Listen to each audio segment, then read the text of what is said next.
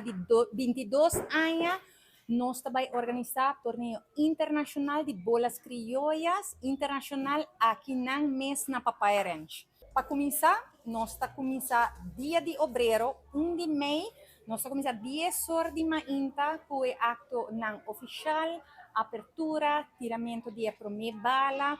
Também nós temos Tiki Show, para nós estar muito contente, para dia a mais, nós também host 84 time de bolas, 85 time de bolas criollas na Aruba, de qual 41 time de Aruba, 24 time de Corsou, 20 time de Bonaire, partir entre damas, caballeros e juvenil.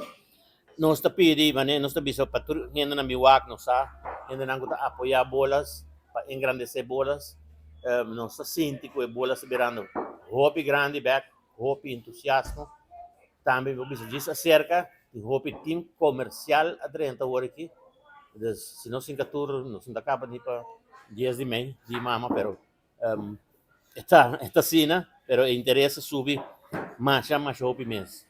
Então, é bonito de jeito que a tradição está seguindo, porque agora que na Aruba, nós temos infantil, de 0 para 8, juvenil da 8, 9 para 14, agora vai ser 5 anos, mas tem que hungar para maior.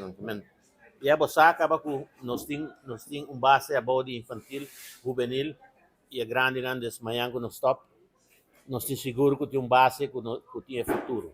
Nós estamos bem contentes de ter back apoiando o deporte de bolas criollas para hobby tempo. Nós estamos a parte de evento aqui na ano passado.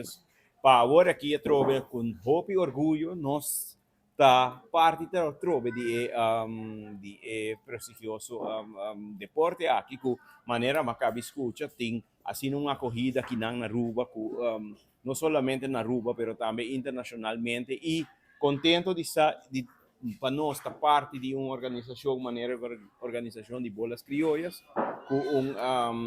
com staff que está hobby organizar deporte que está hobby bom organizar em cada outro caminho. Nós temos participantes de nossa irmã isla de Corsou e Bonaire, e me espera pronto também outro que tempo passado também estava até being back e join e seguir engrandecer o deporte aqui. Para promebia, que nós temos torneio assim grande na Aruba, que assim hobby team.